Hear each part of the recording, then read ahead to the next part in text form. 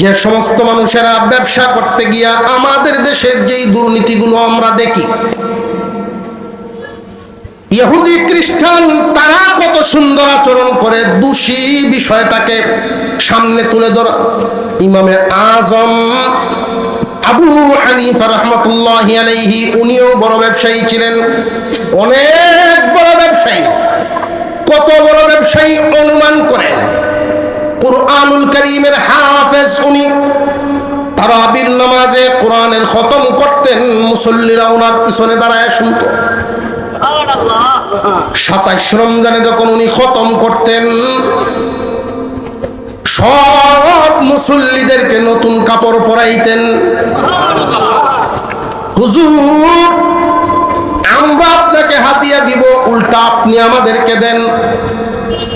আল্লাহ আমার মালে এত বরকত দিয়েছেন, কুরআনুল কারীমের খতম করতে পারছি, এই শুকরিয়াতান শুকর আদায় করতে গিয়ে আপনাদেরকে কাপড় দিলাম।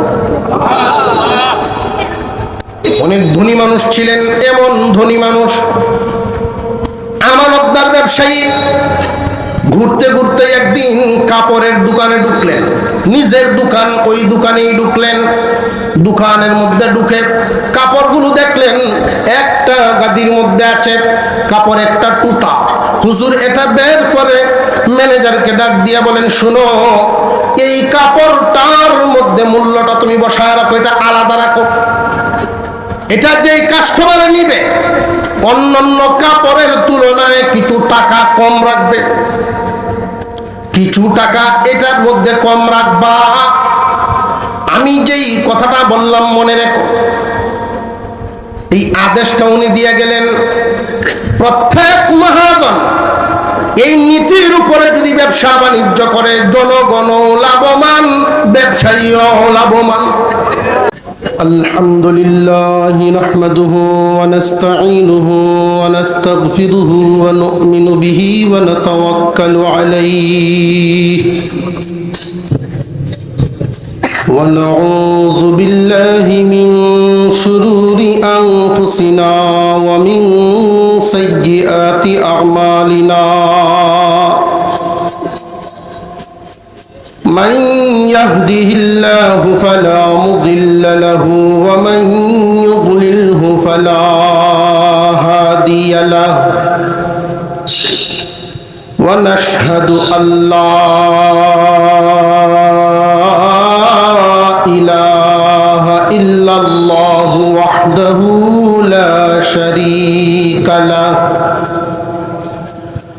ونشهد أن سيدنا وسندنا وحبيبنا وحبيب ربنا ومولانا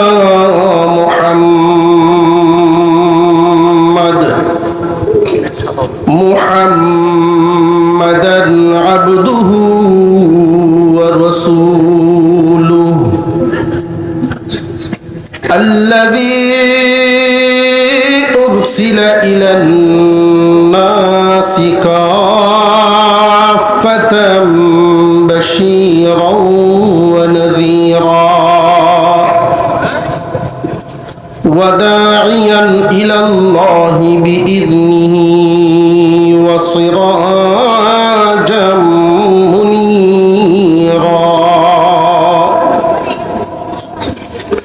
أما بعد فأعوذ بالله من الشيطان الرجيم. بسم الله الرحمن الرحيم. يا أيها الذين آمنوا ادخلوا في السلم كافة ولا تتبعوا خطوات الشيطان إنه لكم عدو مبين. وقال رسول الله صلى الله عليه وسلم التاجر الصدوق الأمين مع النبيين والصديقين والشهداء صدق الله العظيم وصدق رسوله النبي الكريم ونحن على ذلك من الشاهدين والشاكرين والحمد لله رب العالمين اللهم صل على محمد وعلى آل محمد كما صليت على إبراهيم وعلى آل إبراهيم إنك حميد مجيد اللهم بارك على محمد وعلى آل محمد كما باركت على إبراهيم وعلى آل إبراهيم إنك حميد مجيد ঐতিহ্যবাহী বাদাঘাট বাজার ব্যবসায়ী বৃন্দের উদ্যোগে আয়োজিত আজকের এই তাফসীরুল কোরআন মাহফিলের শ্রদ্ধাভাজন সভাপতি সাহেব, উপস্থিত হযরত উলামায়ে কেরাম, মুরব্বিয়ানে আযম, সর্বস্তরের সুধীবৃন্দ, আল্লাহ পাক রব্বুল আলামিনের দরবারে শুকরিয়া আদায় করি যিনি আজকের এই মুফতি জলসায় আমাদেরকে শামিল হওয়ার তৌফিক দান করেছেন। এলাকায় বহু মানুষের বসবাস, সারা এলাকা থেকে বাছাই করে মহান আল্লাহর নেক নজরের মাধ্যমে আমাদেরকে এখানে আল্লাহ পাক আসার তৌফিক দিয়েছেন। এজন্য আল্লাহর শুকর আদায় করি আলহামদুলিল্লাহ। আল্লাহ তাআলা যার দিকে নেক নজরে তাকান ওই মানুষটাই কোনো নেক কাজে শামিল হতে পারে। আল্লাহ যার দিকে নেক নজরে তাকান না সে নেক কাজে শামিল হতেও পারে না।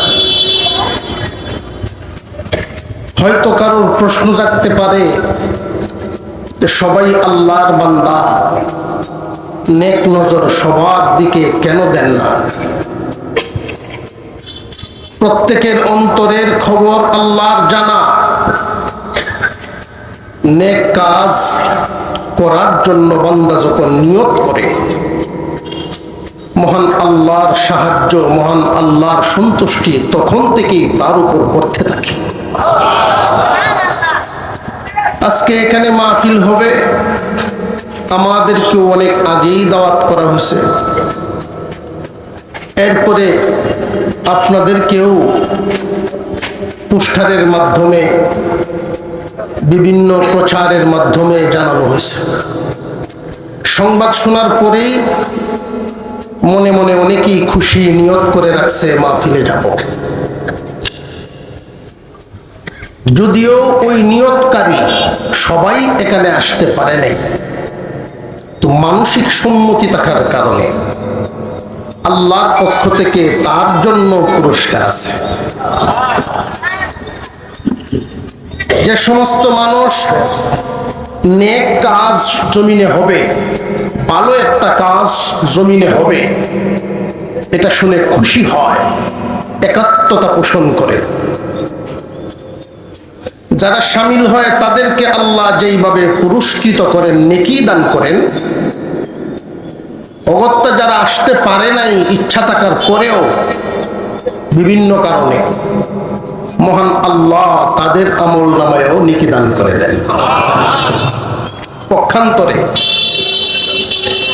এলাকায় কোনো একটা নাপাক কাজ, নাজায়েজ কাজ, সাউন্ড বক্স বাজানো, হাউজি বাম্পার, বিভিন্ন ধরনের গানের আয়োজন আছে না নাই?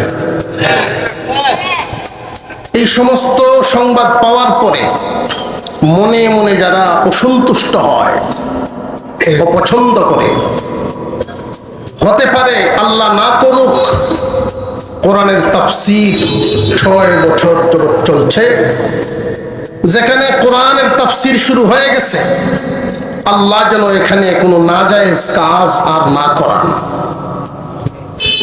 আল্লাহর এই বান্দাদেরকে যেন আল্লাহ হেদায়েত দান করে দেন।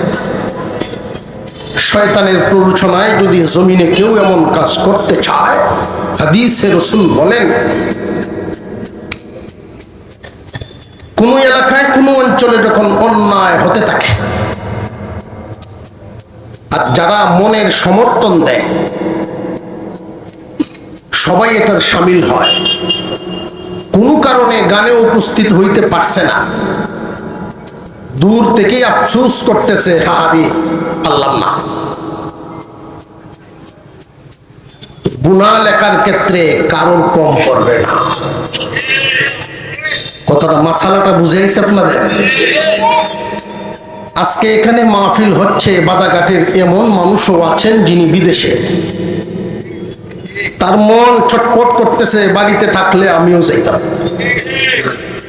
এই মৌন সমর্থন তার নেকি জোগায়া দিবে। আর কোন জায়গায় যদি অন্যায় হতে থাকতো, দূর থেকে ছটপট করতো, আরে কি গেল, আমি যাইতাম না। উপস্থিত শামিল হয়ে যারা যে পরিমাণ গুনাহগার, দূরে তাকনেওয়ালাও সেই পরিমাণ গুনাহগার। যেই কথাটা আসছিল যে আল্লাহ নেক নজর মানুষের প্রতি দেন কিভাবে, মানুষের নিয়তের উপর নির্ভর করে। আমরা যারা এখানে আজকে শামিল হতে পারছি, 3 দলে বিভক্ত। একদল মানুষ বড় কষ্ট করে আজকের এই আয়োজনটুকু করেছেন, আরেক দল মানুষ একের পর এক কোরআন হাদিসের কথা বলে যাচ্ছে, আর একদল মানুষ চাতক পাখির মতো মনোযোগের সাথে এগুলো গ্রহণ করছে। অংশগ্রহণকারী 3 দলের সমস্ত সগীরা গুনাহ প্রথমেই মাফ। মাহফিলে আলোচনা শোনার পরে মনের পরিবর্তন আসে, মনের হালত বদলে বান্দা যদি তওবা করে ফেলে, আল্লাহ তার জিন্দেগীর সমস্ত কবিরা গুনাহ মাফ করে দেন। যারা সেই তওবার উপর অটল থাকে, অনেকেই আছেন ডরায়া তওবাই করে না। কি ডর? পরে যদি কথা ঠিক না থাকে। এই পরহেজগারের নমুনা হইল পেশাব করে পানি লয় না, তারে নামাজের দাওয়াত দিছে, আসেন ভাই, কাপড় ঠিক নাই, এই বয়স হইছে, চুলদারি ভাগতাছে, এখনো আপনি এই কামটা করুন, একটু মাটির চাক্কা লই এলি তো আরো ওই সারাদিন কাজ কাম করি আরো কেমনে কি তা করতাম। মাটির চাক্কা তো আছে, পেশাব করলে কি ভাগ রাখুন যাবে? কার জমিনের মাটির চাক্কাটা ব্যবহার করা? কত বড় পরহেজগার!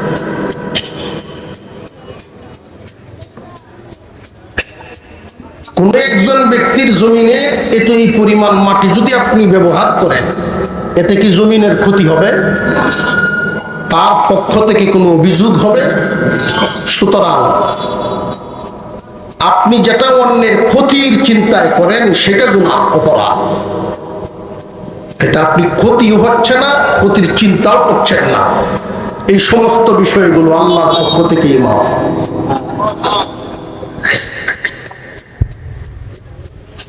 মুহতারাম হাজিরিন, যারা তওবা করেন আল্লাহ পিছনের সমস্ত গুনাহ মাফ করেন। বান্দা আবার গুনাহ করে, আমল নামা আবার ভরে। একজন মুমিন বান্দা যত বেশি পারেন তওবা করবেন, তওবার অনেক ফজিলত। কেউ যদি মনে মনে এমন ভাবে যে আমি সব কিছু যখন বাদ দিয়া একেবারে ভালো মানুষ হইব, এই দিন তওবা করব।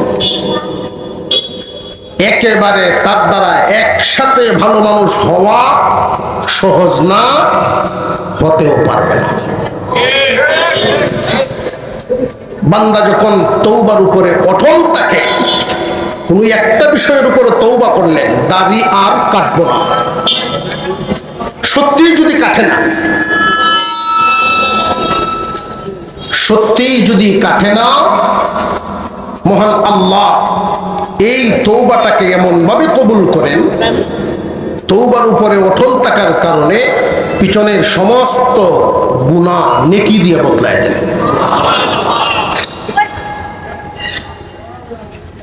আল্লাহ পাক যেন আমাদেরকে গুনাহ মুক্ত হয়ে ঈমানের সাথ দুনিয়া ছাড়ার তৌফিক দেন, বলুন আমিন। মুহতারাম হাজিরিন, বাজারের ব্যবসায়ী গণের উদ্যোগে আজকের এই মাহফিল। আমি ইতিপূর্বেও আপনাদের এখানে এসেছি, মাঝখানে কিছুদিন গ্যাপ গেছে, হয়তো 2-1 বা 3 বার, ডেটে মিলছে না। যোগাযোগের কোনো কমতি নেই, আসা যাওয়া তো আছেই। রিজিক যার যখন যেখানে ফয়সালা হয়, আবার দেখা হয়ে গেল। যেহেতু ব্যবসায়ীগণের উদ্যোগে আজকের এই মাহফিল, তা আলোচনাটা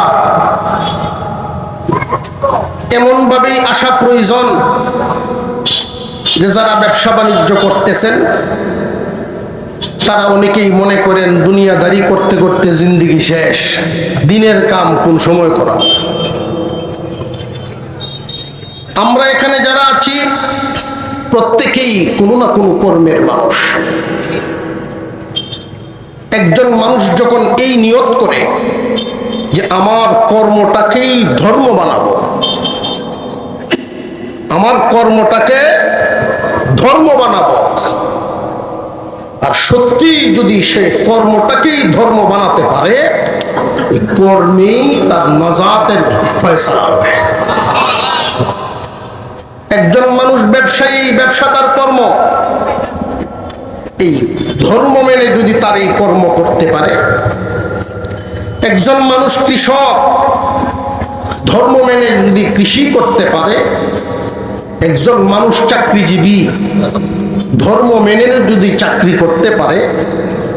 অর্থাৎ প্রত্যেকের কর্মটাকে ধর্ম যদি বানাতে পারে, ধর্মীয় রঙে রঙাইতে পারে, এই কর্মই তার ধর্ম হবে, এই কর্মটাই তার নাজাতের উসিলা হবে। আল্লাহ পাক রব্বুল আলামিন মুমিন বান্দাদেরকে ডাক দিয়া বলেন, ইয়া আইয়ুহাল্লাযীনা আমানু দুখুলু ফিস-সিলমি কাফা ওয়া লা তাত্তাবিউ খুতুওয়াতিশ শাইতান ইন্নাহু লাকুম আদুউম মুবিন। মহান আল্লাহ বলেন, হে ঈমানদারেরা, পরিপূর্ণভাবে ইসলামের ভিতরে প্রবেশ করো। বর্তমান সময়টা হলো এমন, একটা ব্যবসায়ীর দোকান, সাইনবোর্ডে লেখা আছে বিসমিল্লাহির রহমানির রহিম অথবা কালিমায়ে তাইয়্যিবা, পবিত্র কালিমা, কিন্তু ভিতরে যা হয় ওজনেও বেশ কম, মালেও বেজাল। তাহলে উপরের সাইনবোর্ডটি ভিতর ভালো না।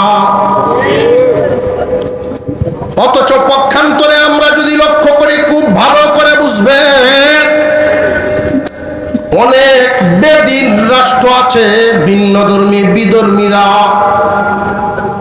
আমেরিকায়, লন্ডনে, সভ্য তারা এতটাই উপরে পৌঁছে গেছে, তারা বাজারে যদি একটা খাদ্য কিনতে যান, এই টেনশন বা এই পেরেশান, এই চিন্তাই করা লাগবে না খাদ্য কি 2 নাম্বার দিয়া দেয় কিনা।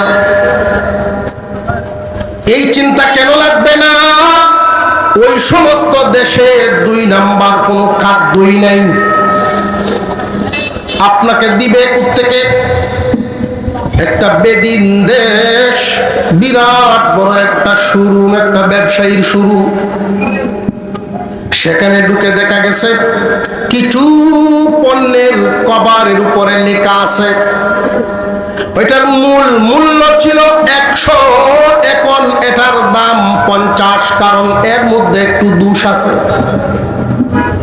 ফ্যাক্টরি থেকে মালটা যেইভাবে আসার কথা ছিল হুবহু আসে নাই, টুটা আছে, কভারটা চাপা হয়ে গেছে কোনো একদিকে, মাল টিকে আছে কিন্তু প্যাকেটটা একটু নষ্ট হওয়ার কারণে অর্ধেক দাম কম।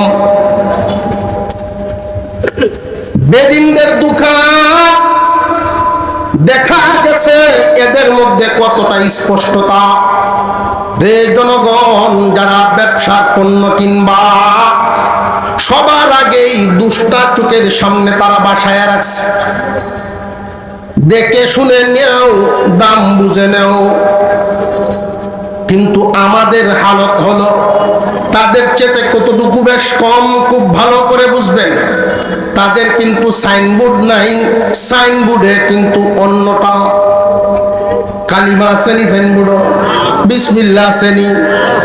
সাইনবোর্ড বেজাল কিন্তু ভিতর চলে আসল, আর আমাদের সাইনবোর্ড সঠিক, ভিতর নকল।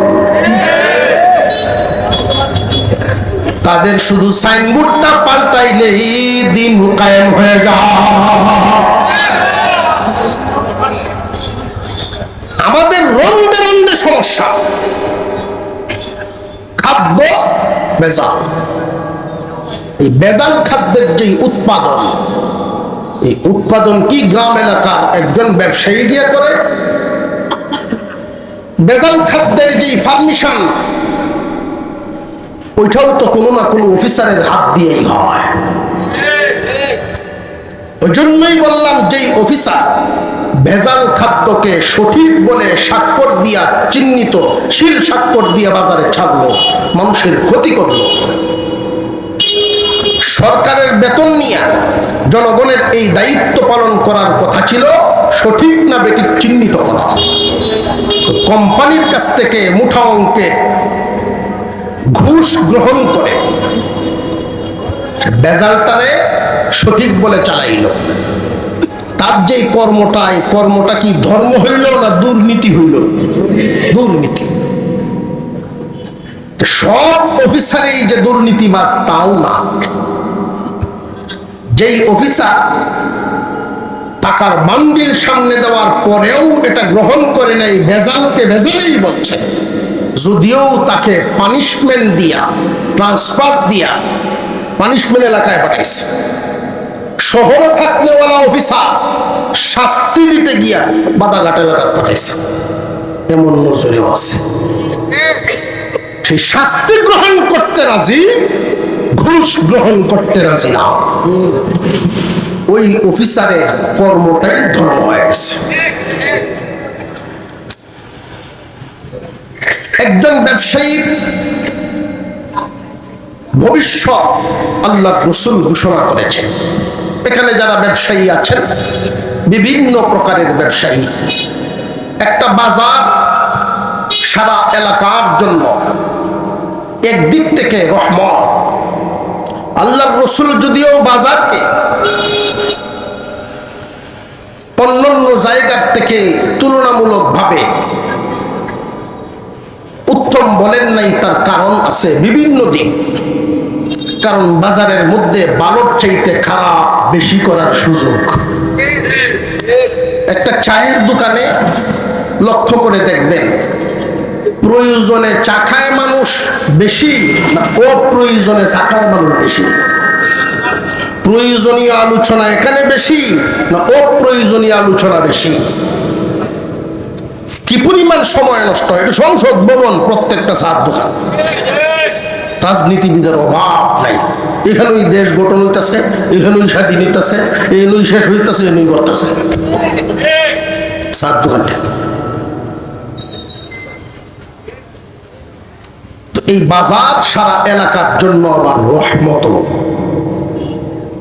একজন মানুষের কাছে টাকা থাকলেই টাকা তো গায়ে পড়তে পারবে না, কাপড় দরকার।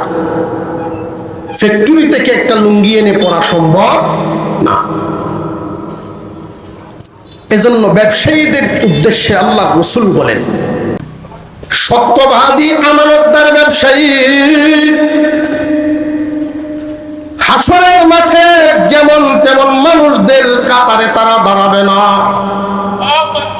সত্যবাদী আমানতদার ব্যবসায়ীরা নবীগণের পিছনে দাঁড়াইবে, শহীদগণের পিছনে দাঁড়াইবে, সিদ্দিকদের পিছনে দাঁড়াইবে। নবীগণ, সিদ্দিকগণ, শহীদগণ এদের সাথে হাসর হবে। বিশাল ফজিলত একজন ব্যবসায়ীর জন্য। আল্লাহর পয়গম্বর এত বড় ফজিলত কেন বর্ণনা করলেন? যে একজন মানুষ যদি সত্যবাদী আমানতদার ব্যবসায়ী হওয়া লাগে, অনেক কুরবানির প্রয়োজন। চোখের সামনে ইচ্ছা করলেই 1 বছরে লালে লাল, কাটাটা একটু লড়াইলেই 1 বছরেই ধনী হইতে পারে। এই অবস্থাটা অর্থ চোখে দেখেও নিজেকে ঠিক রাখা সহজ না কঠিন? একজন ব্যবসায়ী 1 নাম্বার বলিয়া 3 নাম্বার মালটা দেওয়া তার জন্য সহজ, কারণ সব ধরনের জনগণ এত সচেতন না। কিন্তু নিজের কাটাটা ঠিক রাখা এত সহজ না, অনেক কঠিন। একজন ব্যবসায়ী যখন সকাল থেকে সন্ধ্যা পর্যন্ত ব্যবসা করে, মুহূর্তে মুহূর্তে কাস্টমার সামনে আসতেছেন, মাল দেওয়ার সময় শয়তানে ধোঁকা দেয়, একটু কাটা নাড়াও, অনেক লাভ, অনেক মুনাফা। কিন্তু না, ওই নফসকে সে দাফন করে সঠিক কাজটা করে। এই যে বারবার নিজের নফসের সাথে জিহাদ করে, বারবার নিজের নফসের সাথে জিহাদ করতেছে, সারাটা জিন্দেগি কাটায় দিল একজন ব্যবসায়ী, দুর্নীতি করে নাই। কি পরিমাণ কুরবানি সে তার জিন্দেগিতে দিল। এই জন্য এত বড় কুরবানিওয়ালা সারা জীবন ভর নফসের বিরুদ্ধে যুদ্ধ করার কারণে সিদ্দিক এবং শহীদদের সাথে হাসর। একজন ব্যবসায়ী ইচ্ছা করলে মানুষের যতটুকু উপকার করতে পারেন, সাধারণ একজন মানুষ চাইলেই পারবে না। কি কি উপকার করা যায় এর মধ্যে একটা হলো, খুব ভালো করে জেনে রাখবেন। একজন মানুষ গাড়ি থেকে নামলেন, গাড়ির ভাড়া হলো 20 টাকা, 500 টাকার নোট বের করলেন, কারোর কাছে ভাঙতি নাই। এই নোটটা যদি সহজে ভাঙাইতে হয়, ব্যবসায়ীদের ছাড়া ভিন্ন কোনো রাস্তা খুঁজে পাওয়া যায় না। কিন্তু এই ব্যবসায়ীরা অনেকেই না বুঝার কারণে এই ফজিলত লইতেও পারে না, বাংতি থইয়াও কয় নাই। ঠিক আরো আসতে কমছে, আরেকদিন আইলে বাংতি দিত না বলে।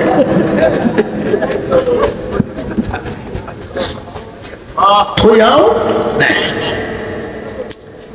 জানিয়া রাখবেন, অন্যের উপকারে আল্লাহ খুশি হন। তোমার কাছে বড় আশা নিয়ে আসছে, যদি ক্যাশে নাও তাকে, পারলে তুমি আরো উদারতা দেখাও। এই টাকাটা তার হাত থেকে নিয়ে তোমার পাশের দোকানদারের কাছ থেকে তুমি নিজে ভাঙতি নিয়ে দাও, কারণ উনি গেলে যেই পরিমাণ মূল্য পাবে, তুমি গেলে এর চেয়ে বেশি মূল্য হইব। এই যে উপকারটুকু করার কারণে মহান আল্লাহ এতটাই খুশি হন, নবীগণ শুধু মানুষকে সাহায্যই করে যান সারা জীবন, কুরবানি দিয়া যান সারা জীবন। ওই যে ছোট ছোট উপকারগুলো করেন। একজন মানুষ কোনো একটা পণ্য কিনে নিলেন, বাড়িতে গিয়ে দেখলেন এটার প্রয়োজন নাই, ফেরত দেওয়া দরকার, কোনো সমস্যা নাই, কিন্তু এরপরেও তার এটা ফেরত দেওয়া দরকার। কিন্তু অবস্থা হলো আমাদের অনেকের না জানার কারণে ব্যবসায়ীদের নিজেদের ব্র্যান্ড, নিজেদের নাম দিয়া যেই ব্যাগ বানায়, দেখবেন নিচে লেখা আছে বিক্রিত মাল ফেরত যোগ্য না। এটা একজন মুসলমান ব্যবসায়ীর জন্য জায়েজই না। বিক্রিত মাল ফেরত দিবা, এই জন্যই তো শহীদদের সাথে হাসর পাইবা। বিক্রিত মাল ফেরত নিবা, এই জন্যই শহীদ সিদ্দিক নবীদের সাথে হাসর পাইবা।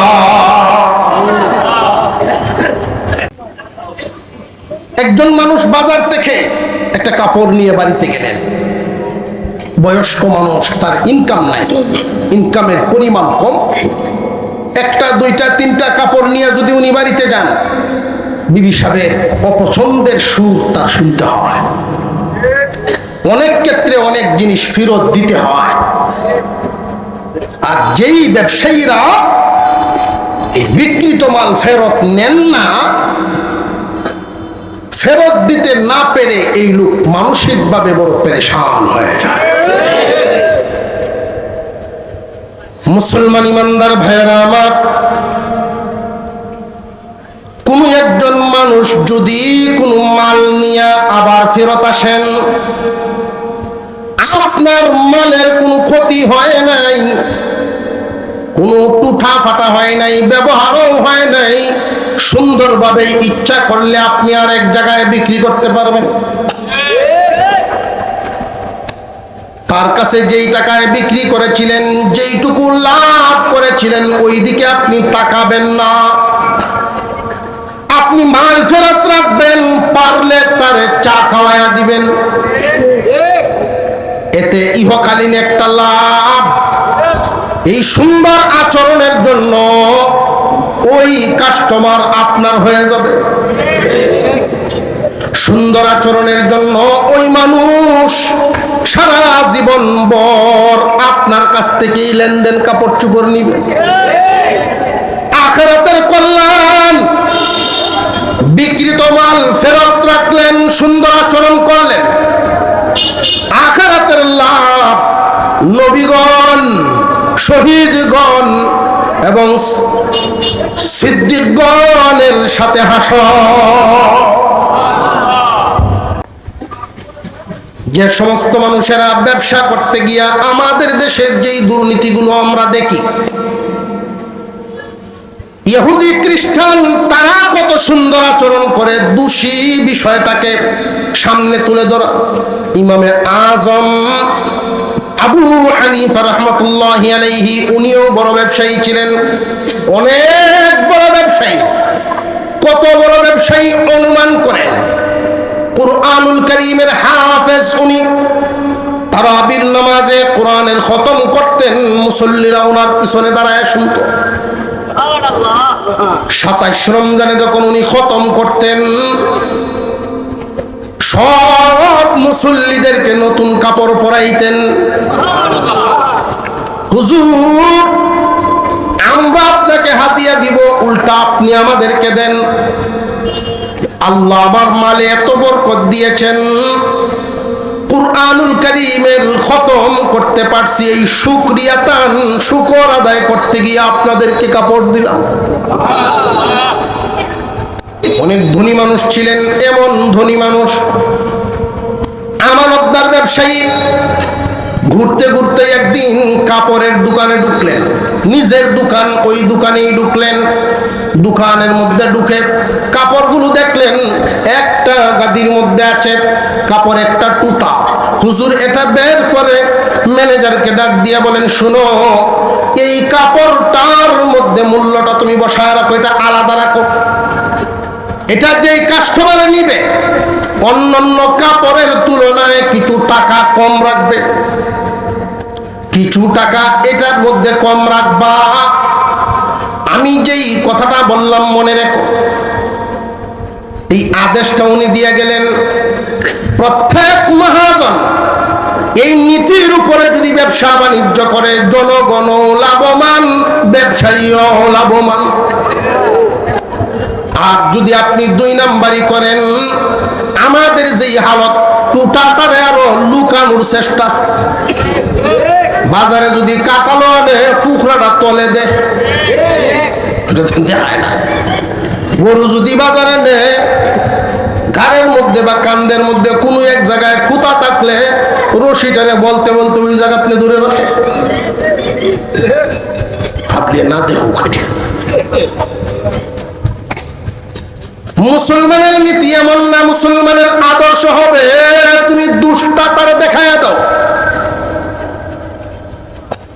ইহুদি খ্রিস্টানদের ভিতর পরিষ্কার হয়ে গেছে, সাইনবোর্ডে ভেজাল আছে, আর আমাদের সাইনবোর্ড শুধু ঠিক আছে, ভিতর মুশকিল ভেজাল হয়ে গেছে।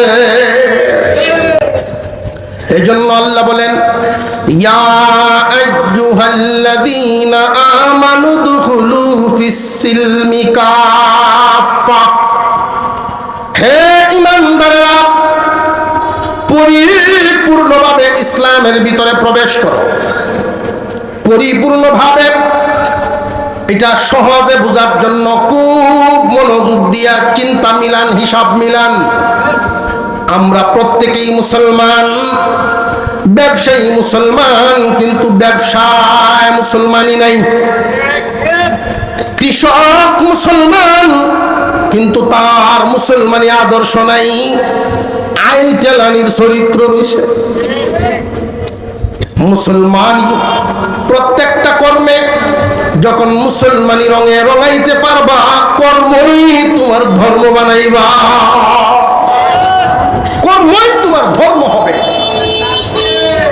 আর যদি কেউ মনে করে যে সুযোগ পাইছি ওজনে কম দিয়া, খাদ্যে ভেজাল মিশায়া, 3 নাম্বারটা 1 নাম্বার কইয়া কিছুদিন একটু ব্যবসা বাণিজ্য করে কি আর চলবো, সুযোগ আছে, কামায় নেই করে পয়সা।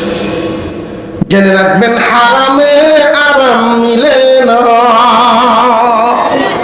হারামে আরাম মিলে না। মুদির দোকান, বহু ধরনের আইটেম আছে তার দোকানে। ব্যবসায়ী ভাইরা যারা যারা আমার কথাগুলো শুনলেন, এক তো হলো মানুষ ঠকানো বন্ধ করতে হবে, 2 নাম্বার যারা বড় বড় ব্যবসায়ী নেশাব পরিমাণ মাল যাদের আছে, বছর ঘুরে ওলামায়ে কেরামের সাথে পরামর্শ করবে। ব্যবসায়ীগণ বিশেষ করে মালের যাকাত আদায় করবেন। যারা মালের যাকাত আদায় করেন, মহান আল্লাহ তাদের মাল দিন দিন বৃদ্ধি করে দেন। সুবহানাল্লাহ। মাল পবিত্র হয়, কাপড় যদি ময়লা হয় ধুইলে সাফ হয় না, সারা বছর আপনি মাল চালাইলেন, ব্যবহার করলেন, লাভ নিলেন, ফায়দা নিলেন, এখানে লড়াছড়ায় ময়লা হয়, হিসাব করে আপনি যাকাত দেন। এটা ভাববেন না আমি যাকাতটা দিতেছি একসাথে এতটা টাকা। মহান আল্লাহ পাক পবিত্র মাল বৃদ্ধি করেন, হালাল মাল বৃদ্ধি করেন। আমরা তো এমন একজন পয়গম্বরের উম্মত, নীতিবান, আদর্শবান, সত্যবাদী, আমানতদার। অর্থের দিক থেকে মাল নাই, যোগ্যতাও আছে, আমানতদারি আছে, কিন্তু পয়সা নেই। আরবেরই একজন নারী খাদিজাতুল কুবরা রাদিয়াল্লাহু আনহা, উনার মাল আছে, ব্যবসার যোগ্যতা নেই। মাল দিলেন উনি, আর শ্রম দিলেন আমার আপনার পয়গম্বর। চালানে গেলেন কোথায়? সিরিয়া। মক্কা থেকে আরো বেশ নামি দামি বড় বড় ব্যবসায়ীরা প্রথম বছর গেলেন, দ্বিতীয় বছর গেলেন, তৃতীয় বছরের হিসাবে মক্কার অন্যান্য ব্যবসায়ীরা সকলে মিলে যেই পরিমাণ পুঁজি একা মুহাম্মদুর রাসূলুল্লাহ সাল্লাল্লাহু আলাইহি ওয়াসাল্লাম এবং খাদিজাতুল কুবরা, তাদের সকলের তুলনায় তাদের একাই সবচেয়ে বেশি পুঁজি। নীতি আদর্শ হালাল মালকে এত ত্বরান্বিত করে, এত বৃদ্ধি করে। যাকাত দেওয়া মাল পবিত্র মাল, আল্লাহ হেফাজত করে।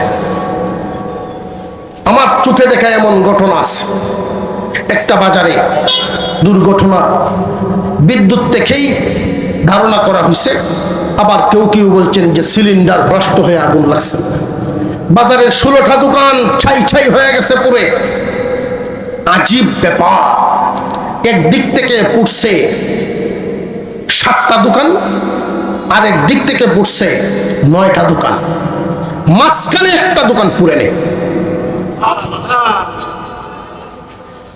কিভাবে সম্ভব হইল? তো মানুষ এক একজন এক এক ধরনের কারণ খুঁজে, যে এই কারণেও আগুনটা এখানে না যাইতে পারে, ওই কারণেও না যাইতে পারে, কারণ খুঁজতেছে। আমি যে কারণটা খুঁজে পাইছি, উনি প্রত্যেক রমজান মাসে তার ঘরটার নাম শাড়ি ঘর, উনি হিসাব করে করে আলেমদের সাথে বুঝেন। মাসালা তো আমি বুঝি না হুজুর, আপনারা আমারে বুঝাইয়া দেন। প্রত্যেক বছর রমজান মাসে হিসাব করে করে যাকাত আদায় করেন। প্রয়োজনে তার হিসাবের যে পরিমাণ আসে, হিসাবটা দিয়া আরো কিছু সাধারণ দানও করে দেন, যে আমার মালটা যেন পবিত্র থাকে। পবিত্র মাল আল্লাহ বৃদ্ধিও করেন, হেফাজতও করেন।